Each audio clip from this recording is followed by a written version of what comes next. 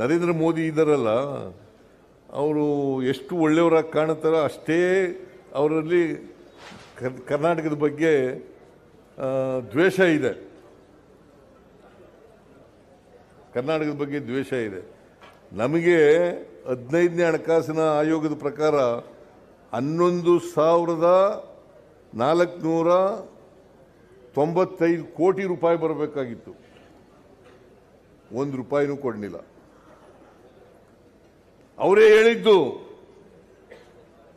ಬೆಂಗಳೂರು ನಗರದಲ್ಲಿ peripheral ring ರೋಡ್ಗೆ 3,000 ಕೋಟಿ ಕೊಡ್ತೀವಿ, ಕೆರೆಗಳ ಅಭಿವೃದ್ಧಿಗೆ 3,000 ಕೋಟಿ ಕೊಡ್ತೀವಿ, 5,495 ಕೋಟಿ ನಿಮಗೆ ಗ್ರ್ಯಾಂಟ್ಸ್ ಕಡಿಮೆ ಆಗಿಬಿಟ್ಟದೆ, ತೆರಿಗೆ ಬಂದಿರೋದು ಕಡಿಮೆ ಆಗಿಬಿಟ್ಟದೆ, ಅದಕ್ಕೋಸ್ಕರ ನಿಮಗೆ ವಿಶೇಷ ಅನುದಾನ ಕೊಡ್ತೀವಿ ಅಂತೇಳಿ 5,495 ಪ್ಲಸ್ 6,000 ಎಷ್ಟಾಯ್ತಪ್ಪ?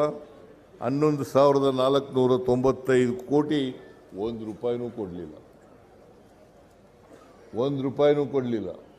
ಅದ್ರ ಜೊತೆಗೆ ಅಪ್ಪರ್ ಭದ್ರಾ ನೀರಾವರಿ ಪ್ರಾಜೆಕ್ಟು 5,300 ಕೋಟಿ ಕೊಡ್ತೀನಿ ಅಂತೇಳಿ ಈ ಅಮ್ಮ ಯಾರು ನಿರ್ಮಲಾ ಸೀತಾರಾಮನ್ ಬಜೆಟ್ನಲ್ಲಿ ಘೋಷಣೆ ಮಾಡಿದ್ರು. 1 ರೂಪಾಯಿ ಕೊಡಲಿಲ್ಲ. ಏನು ಮಾಡ್ಬೇಕು ಹೇಳಿ ನೀವು? ಹೇಳ್ರಿ, ನೀವೆಲ್ಲ ಹೇಳ್ರಿ, ಬೆಂಗಳೂರು ನಗರದ ಜನ ಹೇಳಿ. ನರೇಂದ್ರ ಮೋದಿ ಮೋದಿ ಮೋದಿ ಅಂತ ಓಟ್ ಹಾಕ್ಬಿಡ್ತೀರಲ್ಲ ಪಾರ್ಲಿಮೆಂಟ್ನಲ್ಲಿ. ಇವರು ಒಂದಿನ ಮಾತಾಡಿದ್ದಾರ? ನಿಮ್ಮ ಪಾರ್ಲಿಮೆಂಟ್ ಮೆಂಬರ್ ಯಾರು? PC ಮೋಹನ್ ಪ್ರಧಾನಿ ಮೋದಿರವರಿಗೆ ಕರ್ನಾಟಕದ ಪ್ರೀತಿಗಿಂತ ದ್ವೇಷವೇ ಹೆಚ್ಚಿದೆ. ಯಾವುದೇ ಅಭಿವೃದ್ಧಿ ಕಾರ್ಯ ಆಗಿಲ್ಲ. ಒಬ್ಬ ಸಂಸದರು ಕೂಡ ಪಾರ್ಲಿಮೆಂಟ್ ಹೋಗಿ ನಮ್ಮ ರಾಜ್ಯಕ್ಕೆ ನ್ಯಾಯ ಕೊಡಿಸಿ ಅಂತ ಕೇಳಿಲ್ಲ. ಸಂಸದ ತೇಜಸ್ವಿ ಸೂರ್ಯರನ್ನ ಆತ ಸೂರ್ಯ ಅಲ್ಲ ಅಮಾವಾಸ್ಯೆ ಅಂತ ಕರೆದರು. ತೇಜಸ್ವಿ ಸೂರ್ಯ ಗೌರವಾನ್ವಿತ ಸಂಸದರಿದ್ದಾರೆ. ಬಿಜೆಪಿ ಯುವ ಮೋರ್ಚಾದ ರಾಷ್ಟ್ರೀಯ ಅಧ್ಯಕ್ಷರು. ಒಬ್ಬ ಚುನಾಯಿತ ಪ್ರತಿನಿಧಿ ಬಗ್ಗೆ ಅಗೌರವದಿಂದ ಮಾತನಾಡ್ತಕ್ಕಂಥದ್ದು ಮುಖ್ಯಮಂತ್ರಿಗಳ ಸ್ಥಾನಕ್ಕೆ ಶೋಭೆಯನ್ನು ತರೋದಿಲ್ಲ. ರಾಜ್ಯಕ್ಕೆ ಇವತ್ತು ಕೇಂದ್ರ ಸರ್ಕಾರ ಅನ್ಯಾಯ ಮಾಡ್ತಾ ಇದೆ, ಮೋದಿಯವರು ಅನ್ಯಾಯ ಮಾಡ್ತಾ ಇದ್ದಾರೆ ಅಂತೇಳಿ ಡಂಗೂರ ಬಾರಿಸ್ತಾ ಇದ್ದಾರೆ ಸಿದ್ದರಾಮಯ್ಯನವರು.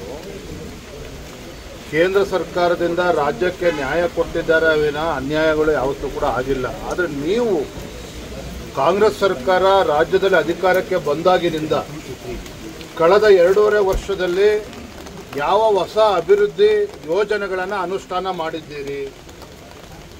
ಗ್ಯಾರಂಟಿ ಗ್ಯಾರಂಟಿ ಗ್ಯಾರಂಟಿ ಅಂತ ಹೇಳಿಕೊಂಡು ರಾಜ್ಯವನ್ನು ಲೂಟಿ ಮಾಡಿ ಕರ್ನಾಟಕ ರಾಜ್ಯವನ್ನ ನಿಮ್ಮ ಹೈಕಮಾಂಡ್ಗೆ ATM ಆಗಿ ಏನು ಪರಿವರ್ತನೆ ಮಾಡಿದ್ದೀರಿ? ಇದೇ ಸಾಧನೆ ನಿಮ್ಮದು.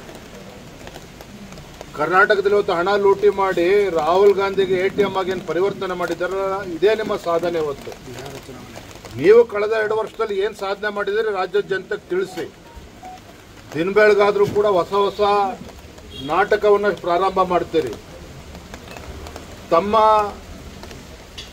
ವೈಫಲ್ಯಗಳನ್ನು ಮುಚ್ಚಿ ಹಾಕಿಕೊಳ್ತಕ್ಕಂಥ ಸಲುವಾಗಿ ಕಾಂತರಾಜ್ ವರದಿ, ಜಾತಿ ಜನಗಣತಿ, ಈಗ RSSನ ಟೀಕೆ ಮಾಡುವಂಥದ್ದು, ಇವೆಲ್ಲವೂ ಕೂಡ ತಮ್ಮ ಹುಳುಕನ್ನು ಮುಚ್ಚಿ ಹಾಕಿಕೊಳ್ತಕ್ಕಂಥ ಸಲುವಾಗಿ ಈ ವಿಚಾರಗಳನ್ನು ಮುನ್ನೆಲೆಗೆ ತರುವಂಥದ್ದು.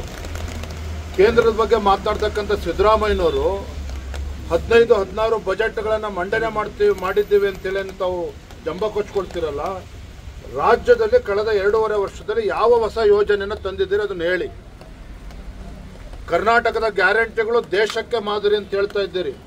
ಹಿಮಾಚಲ ಪ್ರದೇಶ ಕಾಂಗ್ರೆಸ್ ಸರ್ಕಾರದ ಮುಳುಗೋಗ್ತಾ ಇದೆ. ಮುಖ್ಯಮಂತ್ರಿಗಳು, ಅಲ್ಲಿನ ಮುಖ್ಯಮಂತ್ರಿಗಳು ದೇವಸ್ಥಾನಗಳಿಗೆ ಪತ್ರ ಬರೆದಿದ್ದಾರೆ, ಹಣವನ್ನು ಕೊಡಿ, ಸರ್ಕಾರಿ ನೌಕರಿ ಸಂಬಳ ಕೊಡೋದಕ್ಕಾಗ್ತಾ ಇಲ್ಲ ಅಂತೇಳಿ.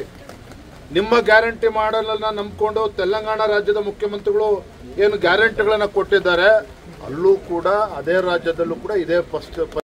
ಈ ವಿಡಿಯೋ ನಿಮಗೆ ಇಷ್ಟವಾದಲ್ಲಿ ಲೈಕ್ ಮಾಡಿ, ಶೇರ್ ಮಾಡಿ, ಸಬ್ಸ್ಕ್ರೈಬ್ ಮಾಡಿ.